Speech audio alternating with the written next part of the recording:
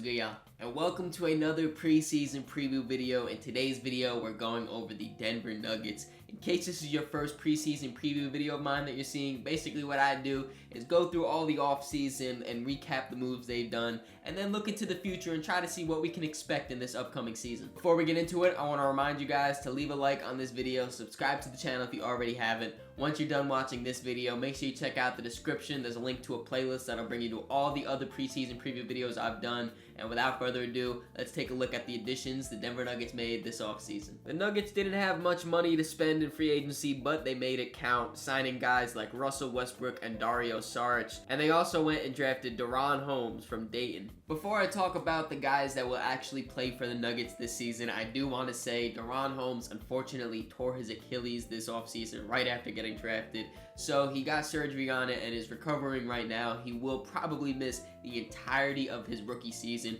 which does suck because I really like the draft choice and the fit for Denver, just to be a backup center who can also probably run some four next to Jokic, be athletic, can defend, rebound.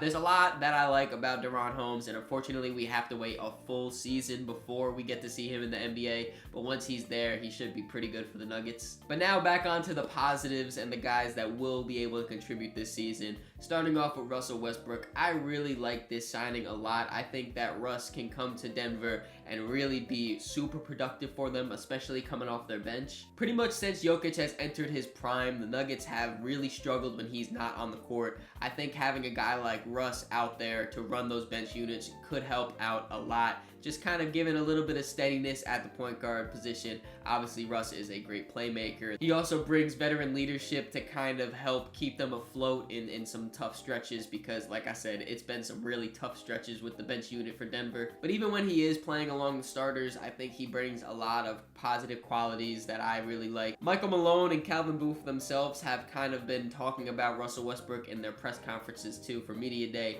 saying that they like the defense that he brings, the rebounding, the energy, hustle. Russ has really transformed his game in the last few seasons, going from an MVP, All-NBA caliber player to now a Swiss Army knife, do-it-all type of role player, and I love those type of role players. So for that exact reason, I love Russ and this new role that he's having for the Nuggets, and I think it's going to be a huge, big win. And then I also do like the signing of Dario Saric to give them a backup center coming off their bench. It's been a lot of DeAndre Jordan or Aaron Gordon for small ball centers without Jokic on the floor. Dario Saric can be a true center for you. He can stretch the floor still. He could run a little bit of power forward next to Jokic, depending on, defensive matchups and stuff like that. But I like what he brings offensively, especially, I mentioned the shooting. The playmaking is pretty underrated as well. Can be a great screen, pick and roller, picker and popper. All around, I think in free agency, Denver did a great job kind of bolstering up their bench. Of course, you cannot bring in guys without losing some guys, so let's take a look at the losses that Denver had this offseason. Like I said, Denver did not have a lot of money to spend this free agency class, so they did lose a few guys, including Kentavious Caldwell-Pope, who signed a deal with the Orlando Magic, Reggie Jackson, who signed a deal with the 76ers, and Justin Holiday, who is currently a free agent. I feel like a lot of the talk around the Nuggets this offseason was focused on the fact that they lost Kentavious Caldwell-Pope, and while KCP was a really big part in Denver's success, both when they won the championship and then last year when they still were trying to be competitive, I still don't think losing him makes them just crash and burn. I think they're still going to be a very good team and top of the West. And that's not to discredit KCP either, because I'm sure the Denver Nuggets will still miss him. He was a very key contributor to their team, both offensively and defensively. Of course, defensively, he was their main point of attack defender and did that at a very good job, running around screens, guarding the opposing best guard every night, and then also offensively bringing his spacing. He is a great catch and shoot threat. He was one of the most prolific three-point shooters on this team last year, and they will miss both of those things that he brings. But like I said, I don't think they're going to just fall off a cliff now because KCP's not there. Reggie Jackson and Justin Holiday are also losses, but to a lesser extent. Reggie Jackson did provide the Nuggets with a lot of three-point shooting like KCP. He was their backup point guard, kind of just giving them a little scoring punch when Jamal Murray wasn't on the floor.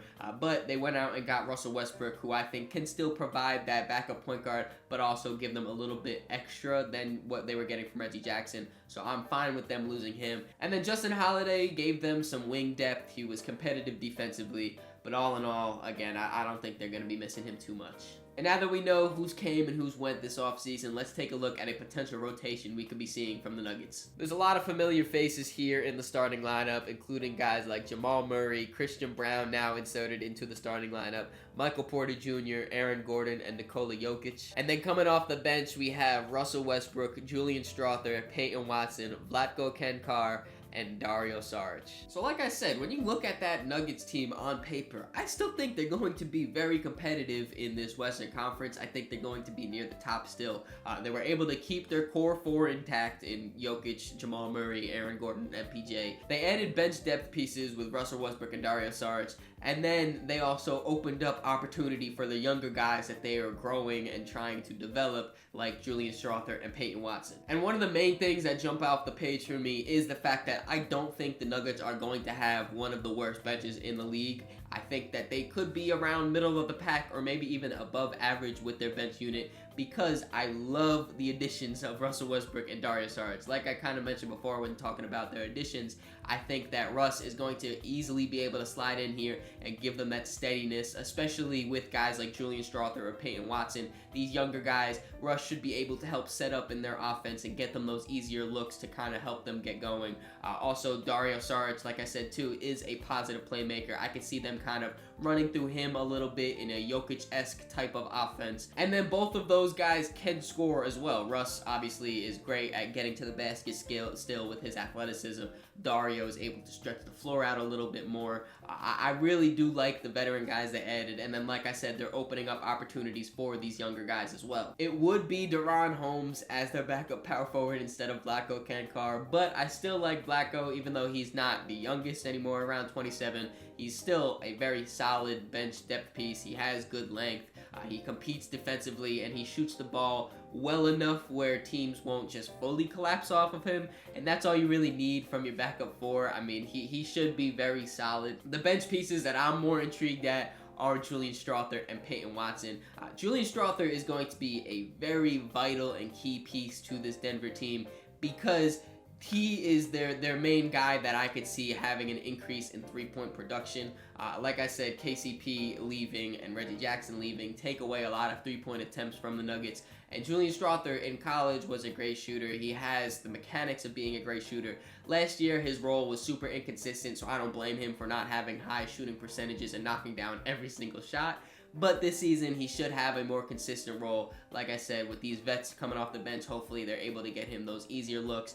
And if he's able to knock down the three ball at a high clip, he's going to be super important to Denver's success. And same goes for Peyton Watson too, defensively at least. I think that he is a super versatile defender with his length and athleticism, and I think that he's going to also be a key part of replacing KCP. But again, like I said, more of that defensive side of the ball. Offensively, he's okay, I guess. You know, he's a solid finisher, can get to the rim decently, but his three-point shot is non-existent. It's not there whatsoever. So if he's able to add that a little bit, obviously that would be a huge help.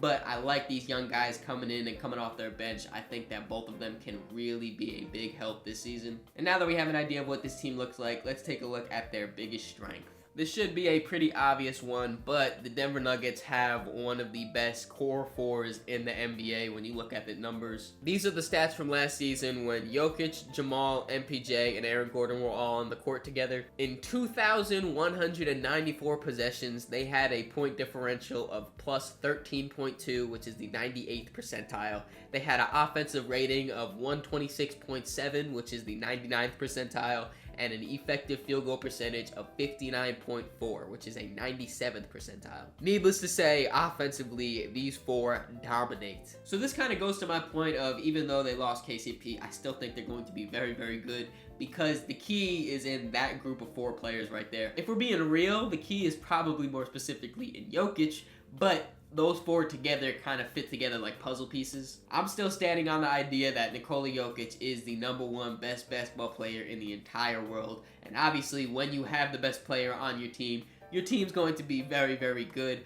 But it also, to kind of just put it on top of that, the fact that they're able to pair together these three guys that fit Jokic's play style perfectly is what really puts them over the top. I'll start off with Jamal Murray, and obviously he's coming off a very bad playoff run and then a very bad Olympic run. So hopefully coming in with this fresh season, he's able to get back on track and getting back to the normal Jamal Murray that we all know and love.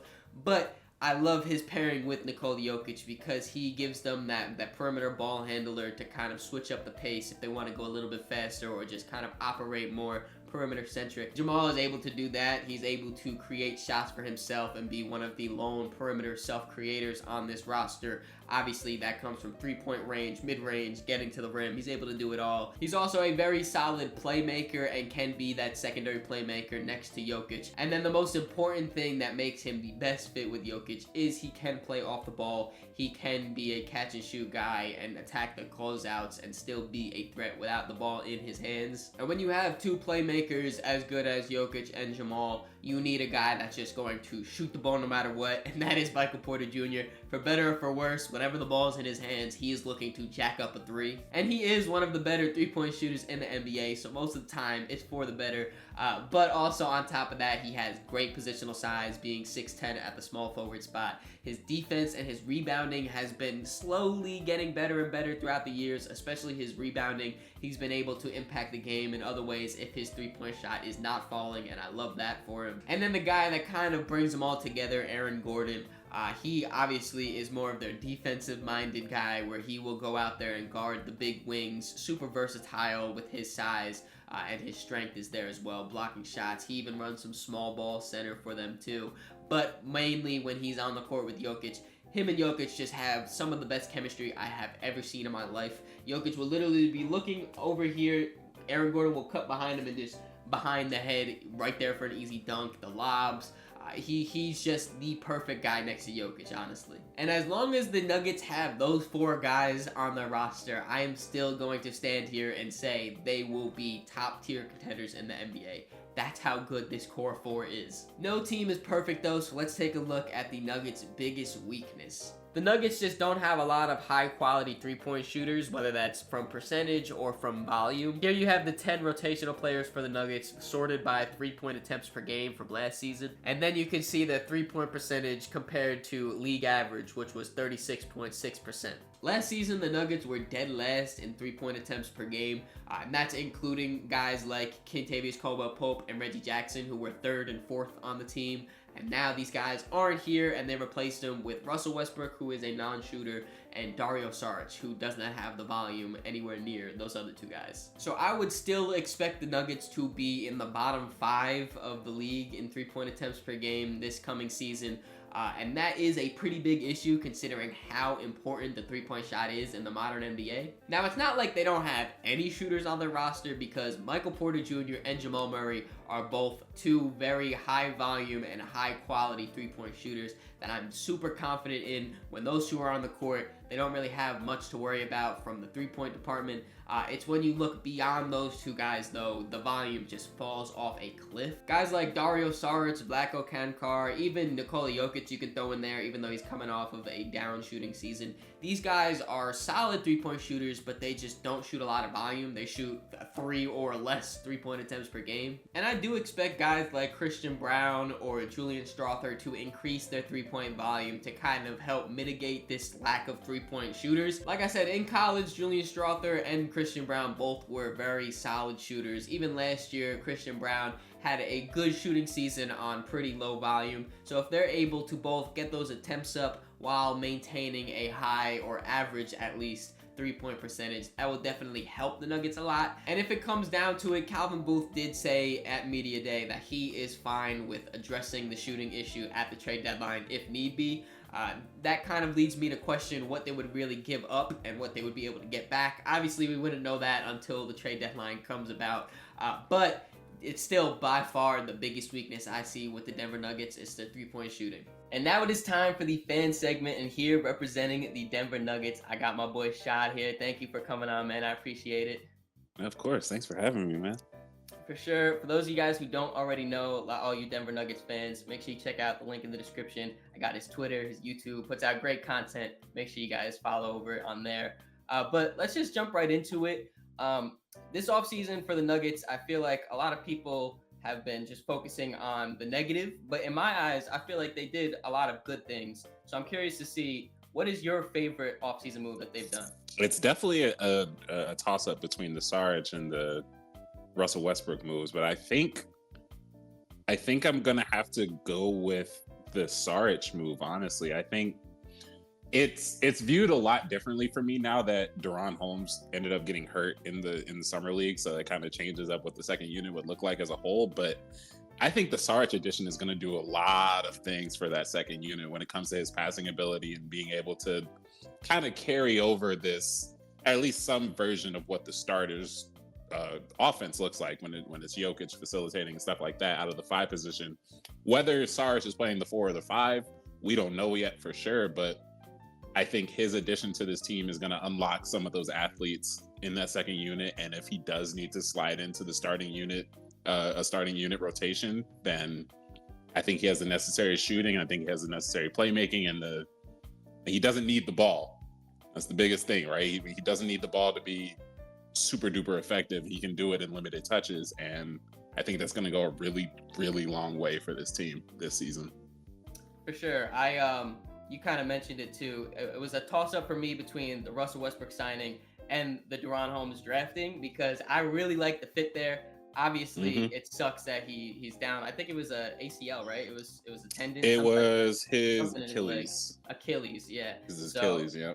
So he'll be out for the season, unfortunately. I was really excited to see him play. So that just kind of makes me pivot to the Russell Westbrook signing. I really like it a lot. I was a little confused when it first happened because I felt like people were talking down on it, that they thought the fit was weird. But in my eyes, I feel like it's going to work out very well. The one thing I'm very confident that it will do is help the bench unit, because for Jokic's pretty much whole career, it's been, he's on the court, they're amazing, he goes off and it just falls off a cliff. So having a veteran guy like Russ running the show for the bench unit, I feel like that's going to be able to help bring a little steadiness to it. And then also, I think that they're going to be able to figure out ways where he can still be impactful and play alongside the starters. I know the shooting is obviously the big glaring issue, but he does a lot more productive on the court, like his defense, which has improved in the last few seasons. The rebounding, the playmaking. I want to see him used in the pick and roll a little bit more as the roll man, because they did that a little bit with the Clippers, and I really like that. So I feel like there's a lot of ways where he can make a very positive impact on this Nuggets team. And yeah, like you said, the veteran leadership thing. I think why I like the Russell Westbrook signing, and people have their preconceived notions about him as a player. Like they try to label him a locker room cancer. He's a negative player. He doesn't shoot that efficiently, whatever. And Russell Westbrook's going to be here for maybe a year or two, but I think he's going to add so much in terms of actual leadership and actual diversified play at that point guard position, because we won a ring with Bruce Brown, and Bruce Brown is a very versatile guard he's a combo guard. Sometimes if you needed him to run the offense, he could do that with the bench unit. If you needed him to run the off-ball guard, we ran him at the 3 sometimes. Like he had a lot of things at his disposal that helped him be a really good impact player, especially like the times when he wasn't shooting that well. He was still able to be effective. So like you were saying, Russ coming into the system that is a very polished offensive system, a system that doesn't really it doesn't ask too much of the non-starters. It doesn't ask too much of the non-Jamals and the non-Jokic's and stuff like that. So if he's able to just live in that role as a short roller, as a backup point guard, as a ball handler, as sometimes an off guard, there are just so many different ways that he's going to be able to be used alongside a Saric, alongside a Jokic, running alongside guys like Peyton Watson on the break, or dribble driving, kicking out to a guy like Julian Strawther or MPJ and stuff like that. Like there are so many different scenarios that people can look at in a good light instead of trying to focus on, oh, well, he does this and wrong. And it's all about how Michael Malone does the rotations and stuff. That'll be another thing in its own, but I'm confident that he's going to be able to be used really, really well. For sure. I feel like I said, I saw a lot of just negative comments when the signing first happened, and I was just confused because in my head, I feel like it should work out perfectly. Moving on to this next question, though, I feel like there's a few answers here, so I think I might have an idea where you're going, but I'm curious to see. Who do you think is the most underrated player on the Denver Nuggets? Honestly, underrated. I'd have to go with Christian Brown. I think a lot of people are sticking to this. They lost KCP. This team's not going to look the same at all. Like, and to a certain extent, in certain areas of the game, yeah, like the screen navigation is not going to look the same, and our pick and roll defense as a whole is probably going to take a little bit of a hit because of how good KCP was at that. But when you look at who's going to be sliding into his position, whether it be Christian Brown, who is, I think, the most popular choice to be our starting two to start the year, or maybe a Peyton Watson. He has a surprise training camp, good preseason, and Michael Malone throws him in the starting lineup. Between those two, you are not losing as much as people would like to think when it comes to replacing KCP, because both of those guys are terrific defenders, and they have been since their first years in the league. Christian Brown is a rookie, was locking up known scorers for possessions at a time throughout the entire season from month one. And Peyton Watson, like his rookie year, he didn't get that much shine, but then we saw his sophomore year. We saw him putting up 2-point-some blocks per 36 minutes. We saw him having so many highlights, 3-block games, 4-block games. He has 6-stock games here and there. Like, these guys are going to be able to contribute in a way that KCP also contributed. The big thing is the shooting. I have talked about in my videos that, yeah, the team overall, the shooting might look a little scary. It might look a little scary, but when you look at Christian Brown specifically, this is a guy that had a couple hot streaks during last season where he's shooting upwards of 40% for a stretch of games. He's not the strongest shooter. He's not the most high volume shooter, but if you need him to make a corner three, maybe 1 to 2 a game, I think he can be that guy.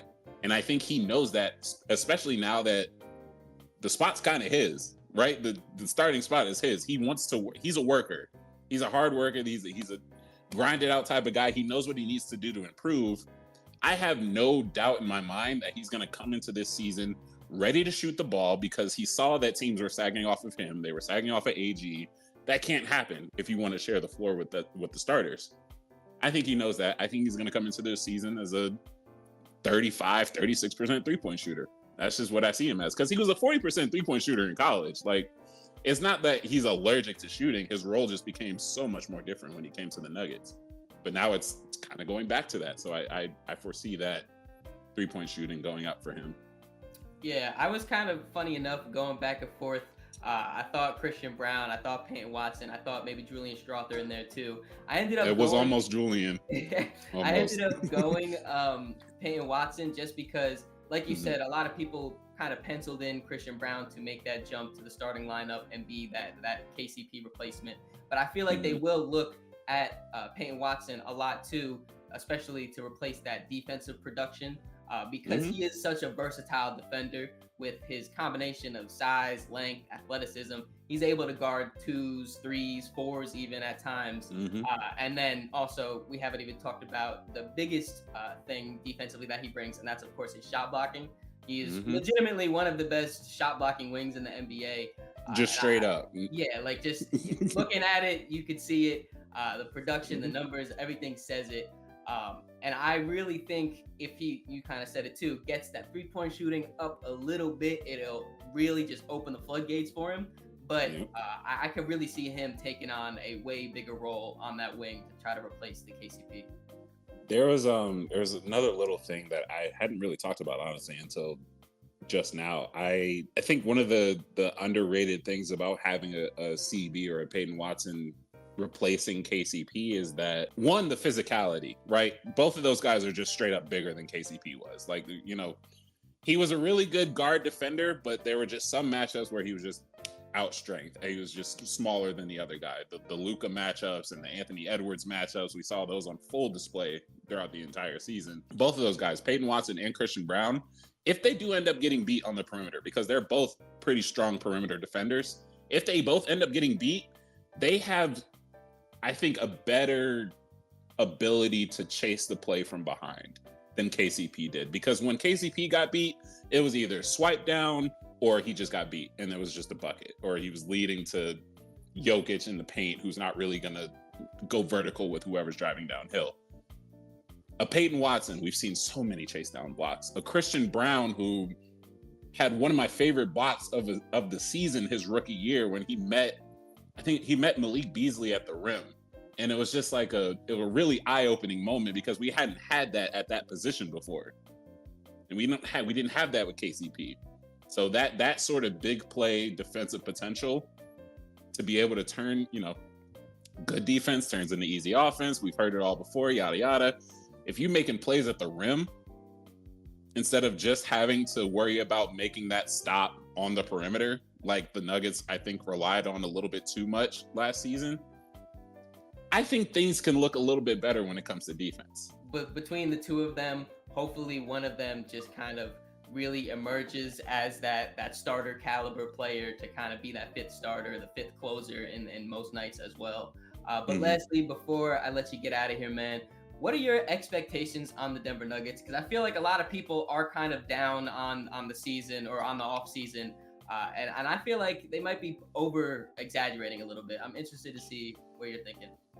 My personal expectations are conference finals as the floor. I still think this is a championship contending team. I know a lot of people have really strong reactions to what we've been doing, what we lost, and how the last 2 years have looked in terms of talent loss and whatnot. But this is still a Jokic-led team. This is still a team that has its core four that was there before KCP. They're here after him.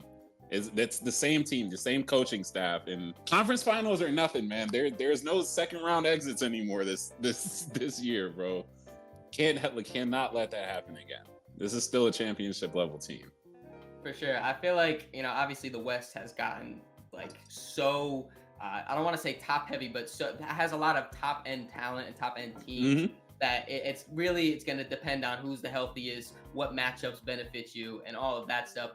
But when you have the best player in the world, you have a chance to win a championship. And the Denver Nuggets have the best player in the world. So I could definitely see them making a far playoff push, hopefully making the finals, hopefully at least, like you said, making the conference finals and making it deep. We have to wait and see, though, to see really where everyone stands when it comes playoff time. I appreciate you coming on, man. Thank you again. For you guys that don't, like I said, make sure you check out the description. Follow him on Twitter and YouTube. Appreciate you, man. Thank you. Of course. Thanks for having me, man. This was fun. And now it is time for my ceiling, floor, and expectation for the Denver Nuggets. Starting off with their ceiling, I can see them being as high as the #1 seed out west. Like I said before, when you have the best player on your team and you surround him with good pieces, you're going to have one of the best teams in the NBA. That's just the recipe that's been around since the league's been around. And I don't think they're the favorites out west, but I don't think that anyone would disagree that at their ceiling they could win another championship. I mean, we just saw a few seasons ago, they were able to, with majority of the same team, make it all the way there and win the championship. Now, obviously, they have a few guys mix and match in different places, different roles, but I still think that they still have that ceiling of being NBA champions. And for the floor, I could see them being as low as the 5th seed. I think that the top of the West is going to be a very close race between the top tier teams, and I do think that Denver is one of those top tier teams. But in this situation, they would be all the way at the bottom of that top tier at the 5th seed. And I think this team is too good to be a first round exit. Obviously, it depends on matchups and stuff, but I would see them making it past the first round. And then once you get to that second round, I mean, we saw it last year, things get super, super close and competitive. So at their floor, I can see them being a competitive second round exit. And then for my expectation, I could see them falling around the 3 seed. I think as long as they have a top 3 seed in the West, they should be in pretty good shape. I do think that they will have a deep playoff run. I think that they can make the Western Conference Finals, and that's where I think they should. Anything below that, I would say, is a slight disappointment.